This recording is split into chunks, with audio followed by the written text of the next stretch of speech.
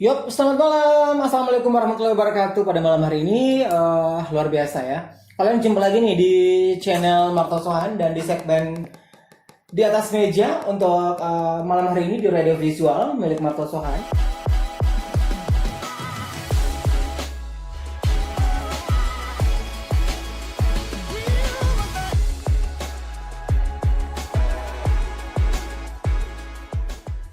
Well, untuk di segmen di atas meja pada malam hari ini kami akan mengangkat lebih fokusnya kepada kaula muda yang sangat berbakat, kaula muda yang memberikan contoh dan juga panutan kepada semua, dan juga buat semua teman-teman di atas meja. Malam hari ini saya punya teman saya ini dia udah warawiri ya, udah punya YouTube juga. Dia udah punya channel YouTube namanya Jalan Bali ya. Dulunya Jalan Bali. Saya punya ada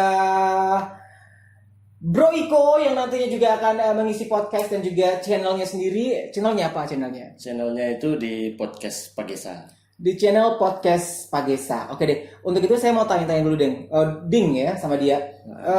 Bro Iko udah berapa lama nih jalani YouTube kamu Jalan Bali itu? Sebenarnya Jalan Bali itu dari tahun 2018 di Jogja. Di Jogja. Oke. Dulu waktu kuliah, terus setelah kuliah itu bingung terus ngobrol sama teman-teman, kebanyakan juga larinya ke YouTube. Ya. Akhirnya juga tertarik main ke YouTube. Itu tertariknya pada saat satu frekuensi teman-teman semuanya, YouTuber semua atau gimana tuh? Bukan. Karena memang kalau di Jawa itu kan bukannya maksud untuk menjelekkan yang di sini, tapi yang di pengamatan saya di Jawa itu mahasiswanya juga aktif-aktif, terus tertarik dengan hal-hal yang baru, termasuk YouTube ini kan termasuk hal-hal baru. Iya. Kalau ngomong soal tertarik dengan kegiatan lainnya, kenapa tertarik di YouTube aja? Kan banyak sekali tuh wahana dan juga wadah di sana untuk kalian bisa bereksplorasi untuk. Sebenarnya karena apa ya? Kalau bisa dibilang itu sebagai hiburan juga sebenarnya sih. Sebagai hiburan tapi sebagai banyak hiburan, filmnya, selingan. Iya. Tapi saya sempat lihat di YouTube kamu banyak juga yang nonton ya. Itu luar biasa banget ya Jalan Bali itu. Alhamdulillah karena ya kita juga kan tidak sendiri. Kita juga banyak tim, banyak teman, makanya ya saling share lah, makanya yang nonton tuh banyak. Iya, jadi kalian udah buat itu segmennya apa tuh? Segmennya di Jalan Bali itu. Apakah cuman jalan-jalan doang atau gimana tuh? Sebenarnya lebih ke ide untuk bertanya kenapa sih datang ke Jogja gitu. Apa yang kamu bikin tertarik datang ke Jogja? Iya. Kayak gitu-gitu, terus ambil kuliah di mana, share fakultas apa, prodi apa, kita saling bagi-bagi informasi. Gitu ya bro ya. Iya. Nggak ada segmen untuk. Iya, karena Jogja sendiri kan terkenal dengan kota pelajar. Betul. Yang datang ke Jogja pun kebanyakan yang tinggal di Jogja itu adalah pelajar yang dari luar Jogja itu sendiri. Selebihnya itu turis-turis kan. Makanya yang kita ambil ya tentang ya mahasiswa itu. Mahasiswa dengan lika-likunya, dengan lika-likunya. Jadi ada beberapa gaya-gaya cewek gitu gimana ya. Jadi 3 tema besar yang kita ambil waktu itu adalah mahasiswa itu kan terkenal dengan belajar,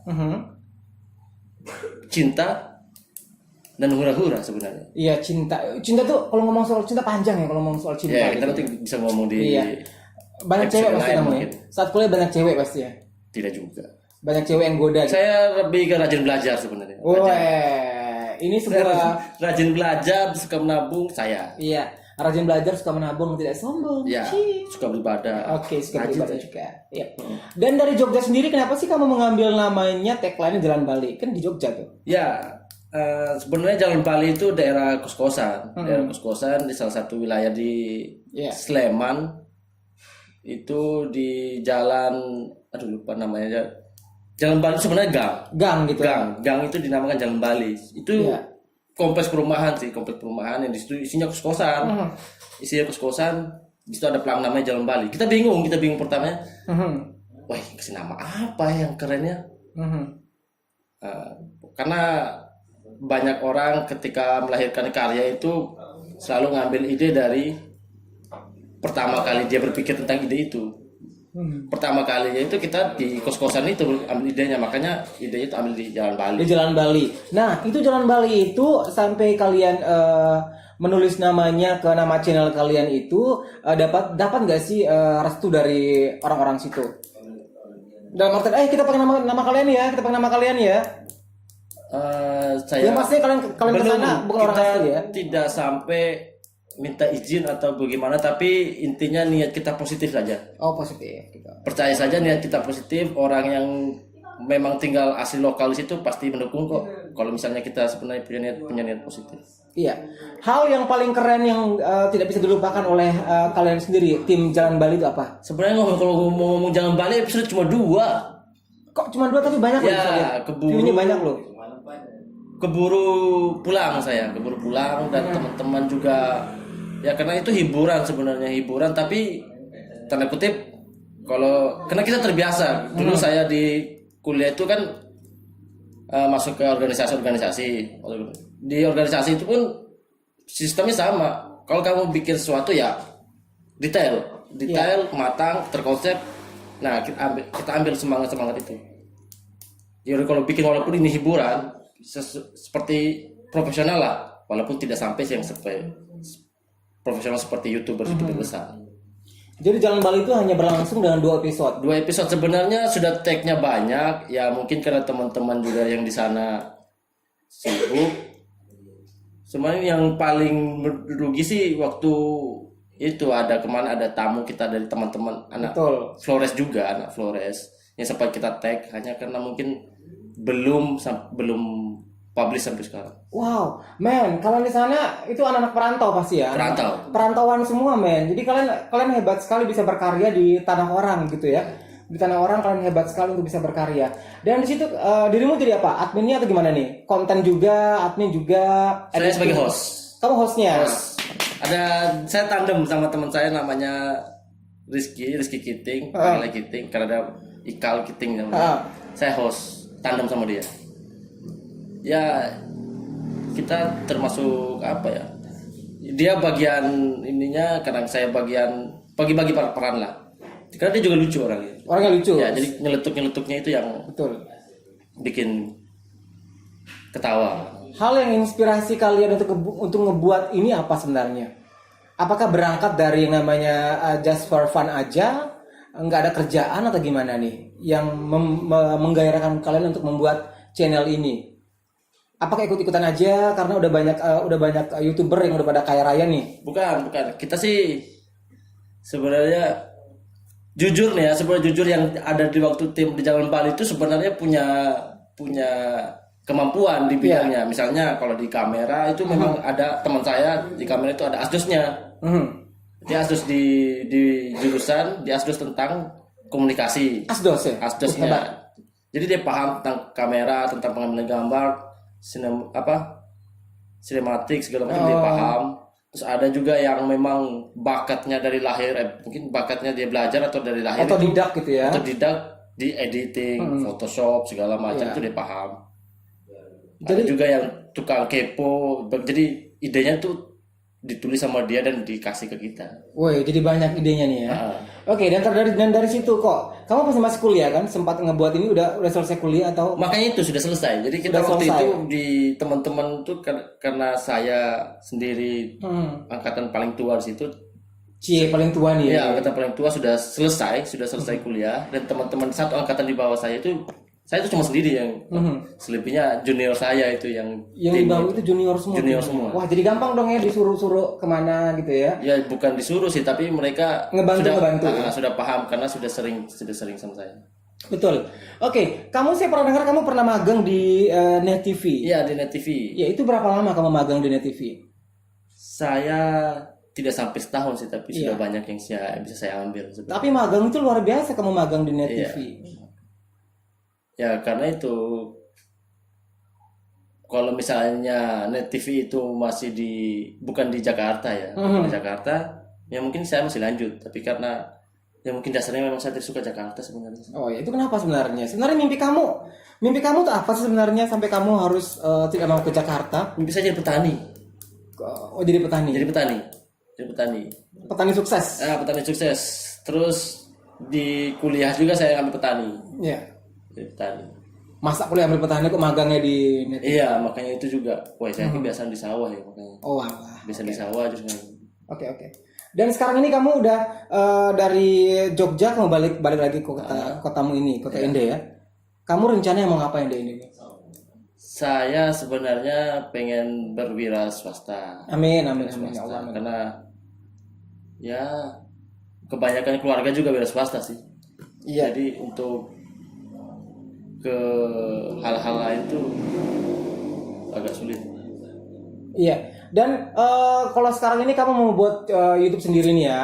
Kamu udah berdikari di Ende nih. Kamu mau buat YouTube sendiri. Namanya tadi adalah Pagesa. Namanya adalah Pagesa. Jadi kalau muda dan semua sahabat di atas meja di channel milik Marto Sohan di Radio Visual pada malam hari ini, teman saya ini milik channel juga, punya channel juga. Nama channelnya adalah Pagesa ya. Podcast Pagesa. Oke. Saya mau tanya, podcast itu sebenarnya yang kamu tahu tuh apa sebenarnya podcast? Podcast itu kan sebenarnya itu adalah arsip. Iya. Suara sebenarnya, arsip audio. Benar. Arsip audio baik itu apa namanya dialog, baik itu puisi, musik, itu sebenarnya bisa dipodcastkan. Iya. Tapi karena ya mungkin karena lagi gandrung-gandrungnya orang Gandrung-gandrungnya gitu. main di video YouTube sih. Main video YouTube. Nah, kenapa tidak sekalian dibikin videonya? Iya. Saja. Ide awalnya memang di podcast, Iya. audio talk. Oke, jadi podcast ini sendiri juga yang kita baca nih ya dari salah satu artikel, podcast itu sendiri juga mengatakan bahwa podcast itu berawal dari namanya salah satu HP pintar gitu ya. Yeah. Dari HP pintar itu dan juga akhirnya langsung dicetus namanya karena memiliki audio dan juga video di situ dan memiliki banyak sekali genre, ada atau segmen, ada komedi, ada puisi, ada bernuansakan cinta. Yeah. Ya. Kamu pilih yang mana nih? Dari beberapa segmen yang ada di podcast, kamu lebih tertarik ke segmen mana? Saya lebih tertarik ke ngobrol. Jadi ngobrak dong. Ngobrol bareng karisma. Jadi seputar tamu saya itu saya pengen mengajak ngobrol. Jadi tamu saya itu harus yang berkarakter sebenarnya. Biar kita ngobrol itu tentang karakternya. Iya. Tentang karakternya, tentang apa yang telah dilakukan, apa prestasinya. Jadi bisa sharing ke orang, bukan hanya ngobrol gibah, bukan. Kenapa ngobrol, men? Ngobrol itu segmennya gue gitu loh, ngobrol bareng karisma. Kamu kenapa ambil lagi ngobrol gitu? Ya, Pak Gesa itu kan ngobrol. Pak Gesa itu kan sebenarnya kan bahasa Ende, asli Ende. Pak Gesa itu adalah ngobrol. Tapi tetap saya tuan rumahnya ngobrol bareng karisma. Kamu jangan mengambil acara saya dong. Oh, berarti saya bilang Gesa aja. Kamu Pak Gesa aja. Saya ngambil konsepnya Gesa. Iya. Berarti bukan ngobrol kan Gesa. Kamu Gesa aja. Kalau ngobrol miliknya saya aja gitu kan. Oke deh. Jadi sampai sejauh ini udah berapa segmen rencananya nih? Mau panjang atau gimana nih podcast lo? Maunya panjang. Panjang gitu ya. Panjang. Insya Allah kalau memang masih panjang ya panjang lah. Iya, karena podcast biasanya panjang gitu ya. Karena hobi sebenarnya, hobi ngobrol. Jadi kata orang kan pekerjaan paling bagus yang dilakukan adalah pekerjaan sesuai hobi kan. Sesuai hobi gitu ya. Jadi sangat luar biasa. Ngobrol ya, mungkin itu bisa jadikan pekerjaan. Apa tantangan kamu menjadi nanti menjadi casternya ya atau menjadi hostnya di podcast nanti? Apa tantangan kamu untuk memilih yang namanya narasumber kamu? Tantangan terbesarnya sih mungkin tantangan terbesar itu adalah menjaga perasaan yang ditanya. Oke. Karena tidak semua orang itu sepemikiran sama saya. Tidak semua orang itu hatinya saya tahu. Mungkin ada kata-kata itu yang paling saya takuti ketika di Jalan Bali juga seperti itu. Walaupun yang saya undang itu adalah teman-teman mahasiswa, tapi ya itu tantangannya jangan sampai dia tersinggung atau dia makan hati sama saya, kata-kata yang saya keluarkan. Betul. Jadi benar-benar memilih nih kata mana yang harus dilontarkan pada saat wawancara gitu ya. Tapi selebihnya kalau misalnya ini tantangan lain sih, ya semoga, saya berharap sih semoga saja untuk kedepannya semakin ramai orang-orang yang kreatif, orang-orang yang bisa saya ajak ngobrol nantinya, karena mereka menghasilkan sesuatu kan. Obrolan saya tentang apa yang dia hasilkan sama dia. Iya. apakah hasilkan sama tamu saya nanti. Betul. Jadi bukan untuk sekedar Jadi kamu bukan hanya melihat sosoknya dia, mm, tapi kamu juga melihat karakternya dia dan juga impact dari tokoh ini apa sebenarnya. Apa yang dia bisa hasilkan. iya, itulah kenapa saya ide pertama, karena ya jujur saya 7 tahun di Jogja, jujur 7 tahun di Jogja dan pulang ke sini itu sebenarnya punya pertanyaan sih, apa yang sudah dibikin sama orang-orang di ND selama saya 7 tahun di Jogja itu. 7 tahun kamu balik ke kota ND ini, Bumi Kelimutu ini, apa yang kamu rasakan? 7 tahun dari sana yang kamu Perubahannya lihat? besar ya, perubahannya besar. Kemarin saya sempat dengar ada beberapa banyak sekali komunitas yang akan muncul, yang sudah muncul di ND. Iya, iya benar. Sudah banyak orang-orang yang ya mungkin karena mereka yang bikin komunitas itu adalah orang-orang yang pernah keluar dari Iya. ND dan kembali lagi menghasilkan sesuatu bagi ND gitu. Makanya oke, saat ini saya mungkin akan bergerak di podcast dan saya akan berbicara dengan kalian semua. Oke. Bisa jadi itu mungkin ya insya Allah mungkin bisa jadi suatu wadah yang bagus lah buat ND itu sendiri. Oke. Kayak kita berkesinambungan, Sama berkesinambungan, saling menguntungkan ya. menguntungkan. Simbiosis mutualism deh buat semua kolam muda di atas meja pada malam hari ini. Oke. Dan saya sebenarnya malam hari ini kemarin di tag awal ya kita ya. Ya, Di tag awal kita itu ada di salah satu tempat, sebut aja di Mita Taki ya, ya. di kedai Mita Taki di Jalan Masjid Raya, pas di depan Masjid Kita Raya. udah ngetek dan juga udah nge-share sama ilmu yang teman saya ini miliki ya. Kita udah nge-share, kita udah warawiri, kita udah ngobrol-ngobrol panjang soal gimana sih untuk kemajuan YouTube nanti, dan bakal ada rilis pertamanya nanti. Ya, episode perdana itu ada Iya. teman saya yang depan ini, Betul. Karisma. Ya, mungkin Karisma adalah orang yang sosok inspirasi ya Iya. buat saya sendiri. Iya, kalau bilang menginspirasi sebenarnya Jangan sombong Anda. Jangan sombong. Gue biasanya kalau dibilang sedikit pujian aja, selang ubun-ubun saya langsung apa gini, dingin gitu ubun-ubunnya Apa? gitu ya. Jadi bayi, Iya, jadi lembek. bayi gitu, di lembek aja, pengen terbang aja ke langit yang ke-9 pada malam hari ini. Iya. Jadi benar. Jadi kita udah ngobrol-ngobrol, akan ada rilis pertama, episode pertama milik dari teman saya Iko ini di acaranya channel YouTube-nya Pagesa. Podcast Pagesa.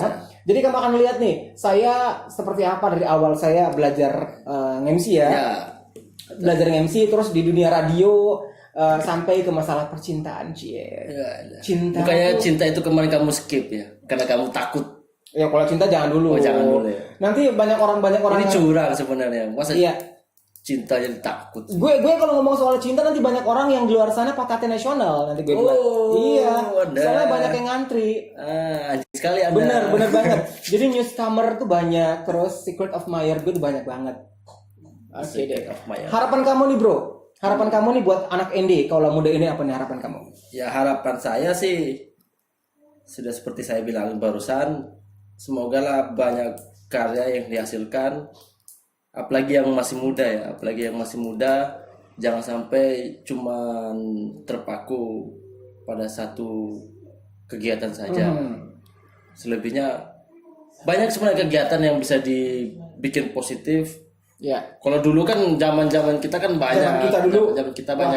Zaman kita dulu kok ya, kalau dibilang ya kok ya zaman kita dulu ya, itu zaman dimana perang eksistensi sebenarnya. Iya, eksistensi. Jadi kalau misalnya tidak eksis tuh jadi rasa jadi kutu. Jadi lo di belakang aja gitu, kalau lo Iya. kalau nggak punya permisi, nggak punya bakat tuh lo di belakang aja zaman kita dulu. Apalagi kalau di anak-anak muda ini kan sebenarnya kalau bahasa dulu pasang muka cinta kan. Oh, benar. Pasang muka cinta. Kalau Benar. tidak tampil ya bagaimana pasang muka cinta? Betul. sebenarnya. Iya. Jadi harus tampil. Tapi dari tampil itu sebenarnya kamu punya pengalaman yang besar. Iya. Kita udah punya banyak pengalaman. Banyak pengalaman, banyak hal yang bisa kamu dapat. Bisa jadi itu dari ya kalau misalnya nih, kalau saya sebenarnya agak canggung tapi Yo nggak apa-apa, nanti kan dikit.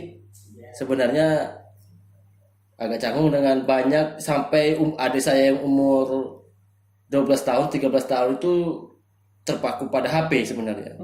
Terpaku pada HP, mereka lebih terpaku pada game-game mobile yang ada di handphone mereka, handphone bapaknya sebenarnya. Iya. Handphone bapak ibunya sebenarnya. Itu yang bikin saya takut, karena saya waktu zaman mereka itu sudah asik-asiknya. SD, SMP, SMA itu asik-asik. Tapi sekarang melihat ada yang ini banyak terpaku pada HP. Entah mereka mau main game atau mereka lebih tertarik menjadi penonton. Itu yang saya takut. Lebih tertarik jadi penonton. Jadi saran kamu sendiri adalah bagaimana mereka punya waktu khusus untuk menggunakan smartphone ya? Iya, ada. Pasti ini mau bagaimanapun kita tidak bisa larang kan. Kita tidak bisa larang mereka menggunakan itu, tapi ya jangan sampai keterusan jadi pekerjaan utama. Iya, jadi peran orang tua sendiri nih ya, peran orang tua sendiri bisa memberikan waktu untuk anak Anda bermain handphone pada jam berapa, range yang keberapa kayak gitu. Oke, beda banget ya zaman kita. Zaman kita mungkin karena tidak ada ya, mungkin tidak ada, jadi ya kita mainnya di luar. Terus zaman kita dulu tuh kayak akan yang namanya motorik men ya. Kita lebih banyak gerakan fisik sebenarnya. Main warawiri ke sana, main ke rumah teman sana gitu. Jadi benar-benar kita terpacu dengan kegiatan yang positif. Jadi mungkin kalau saya dulu mungkin seimbang lah ya. Ada positifnya, ada negatifnya. Tapi kan dari situ kita punya pengetahuan yang luas. Iya. Misalnya kalau kita diajak mungkin teman minum, jadi kita tahu kan rasanya kan. Itu aja. Gue ngomong ngemeng-ngemeng gue minum, dia nggak minum loh ya ampun. Tapi nggak apa-apa, join aja kan cowok gue, ya. Join aja minumnya. Sorry kan lagi corona. Sorry. Oh iya benar. Jangan dulu. Ini mengikuti protap nih benar ya. Hebat banget. Harus dong. Benar. Dan sekarang ini udah masuk new normal ya. New normal. Udah masuk new normal, bukan berarti melonggarkan semua. Tetap ikuti arahan pemerintah dan juga protokol kesehatan. Siap, itu ya pasti. Oke deh. Jadi jangan lupa teman-teman kaula muda ya, sahabat di atas meja, jangan lupa nanti kalian semua ketika menonton channel ini kalian semua harus kunjungi di podcast Pagesa. Pagesa sendiri adalah nama dari bahasa Ende ya. Sebutan bahasa Ende. Sebutan bahasa Ende artinya berbicara atau ngobrol. Jadi Pagesa itu lebih kepada konotasi yang santai gitu ya. Santai, enjoy, slow, slow but sure ya. Obrolan santai. Kalau misalnya pengen yang kaku, mending dengar radio. Iya, kalau dengar kaku mending oke deh. Kalau yang kaku-kaku itu di segmen lain. Nah, mending dengar radio pemerintah. Betul. Oke, jadi kalau sekarang ini kamu memilih jadi apa nih, YouTuber atau jadi caster podcast? Ya karena podcastnya juga main YouTuber, mungkin saya akan sebutkan YouTuber juga mungkin. Iya, kamu ambil semua lahan berarti ya? Iya. Kamu ambil semua lahan berarti berarti di YouTube kamu main, terus di platform lain kamu juga main. Oke deh, luar biasa. Jadi jangan lupa pantengin di channel YouTube milik podcast Pagesa milik teman saya Iko. Kamu promosikan aja deh. Jangan lupa teman-teman, saya Iko DM, saya apa ya bilangnya? Jangan lupa ya. Nama host? Hostnya. Host juga tidak. Tapi ya saya host di podcast Pagesa. Jangan lupa pantau juga Instagramnya podcast Pagesa di @podcast_Pagesa. Oke deh, terima kasih buat semuanya. Hanya di atas meja kami bisa akan langsung mengangkat karya kalian, bakat kalian, kisah panutan kalian untuk langsung dicontohi oleh semua sahabat dan juga kaula muda di atas meja. Saya Karisma Agung dan juga teman saya Iko. Iko DM. Pamit.